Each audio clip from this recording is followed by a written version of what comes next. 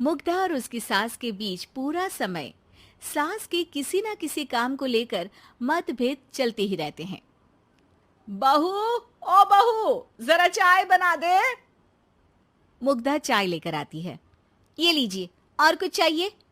अरे नहीं, बस चाय पीने का मन था। जाओ, तुम दूसरा काम करो। चाय पीने के थोड़ी देर बाद सास दोबारा मुग्धा को आवाज लगाती है।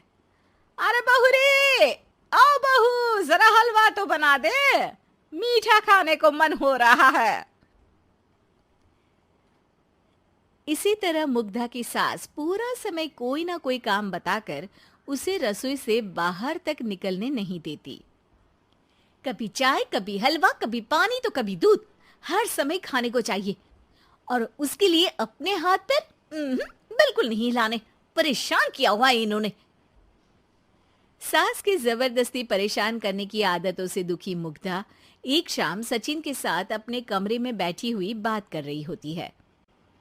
सुनो जी, मम्मी जी की ये जानबूझकर मुझे परेशान करने की फरमाइशों से मैं बहुत फ्रस्ट्रेट हो चुकी हूँ। पूरे दिन में एक सेकंड का आराम नहीं मिलता। रसोई से बाहर कदम रखती नहीं कि बहू ये बना दे, बहू री वो बना दे। अरे इनकी फरमाइशें चलती ही रहती है। अरे मुग्धा, माँ खाने की शौकीन है, पर उम्र हो चली है, खुद खाना नहीं बना सकती, इसलिए तुमसे बोलती है। अरे तो शौक भी उम्र देख कर रखने चाहिए ना। समझ में नहीं आता, हर समय फेविकॉल का जोड़ लगाए सोफे से चिपके बैठी रहती है। इतना सब डाइजेस्ट कैसे हो जाता है उन्हें? अरे तुम मेरी माँ से इतनी नफरत कैसे कर सकती हो? मैं उनसे नफरत नहीं करती जी, बस परेशान हूँ। जहां मुग्धा अपने पति से ये सब बोल रही होती है, वहीं उसकी सास भी कमरे के बाहर दरवाजे से कान लगाए सारी बातें सुन रही होती है और अगली दोपहर रसोई में मुग्धा के पास जाती है। बहू, आज ना मेरा कुछ मसालेदार खाने का मन है। तो चाय बना दूं? मुझे बहुत पसंद है। अरे ना, ऐसा कर लिट्टी चोखा बना ले। और हाँ, जितना मसाला बातों में मिलाकर पति को सुनाती हो ना, सब्जी में भी वैसे ही डाला करो, खाना स्वादिष्ट बनेगा। सास की बात सुनकर मुग्धा हैरान रह जाती है। मतलब अब पूरा समय मुझ पर हुक्म चलाने के साथ बंद कमरे में हुई पति पत्नी की बीच की बातें भी सुनती है? अरे बात जब मेरी थी तो सुनने में क्या दिक्कत है? ये कहकर सास वहां से चली जाती है।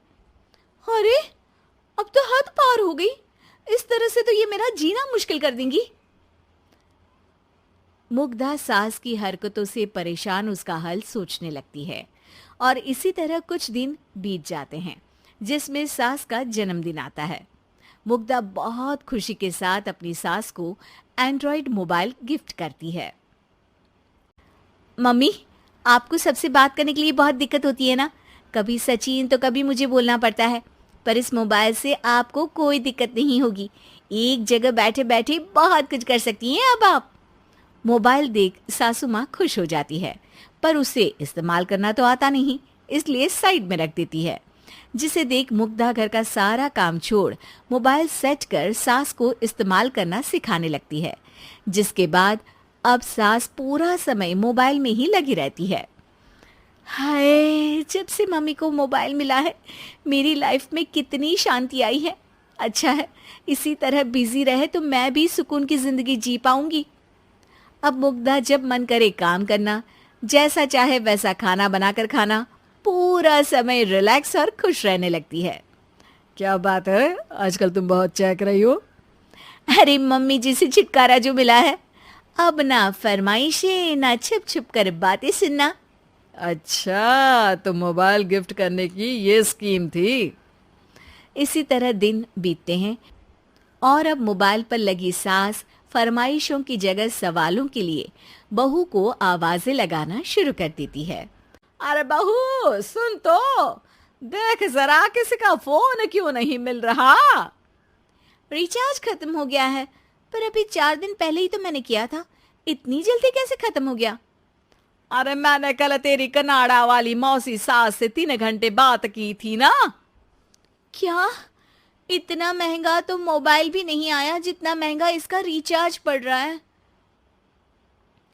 इसके बाद तो जैसे मुग्धा के दिन के 24 घंटे में से 20 घंटे सास के पास उनके मोबाइल रिलेटेड प्रॉब्लम सॉल्व करने की ड्यूटी ही बन जाती है। अरे मुग्धा, ये मोबाइल में अचानक तेरी मौसी सास की शक्ल क्यों दिखने लगी? और ये तो हिल भी रही है। मम्मी, ये गूगल डुओ का वीडियो कॉल है। इसमें आप बात करने के साथ एक दूसरे की शक्ल भी देख सकती हो। अच्छा, ये तूने मुझे पहले क्यों नहीं बताया? अब बताने के लिए पहले नहीं बताया।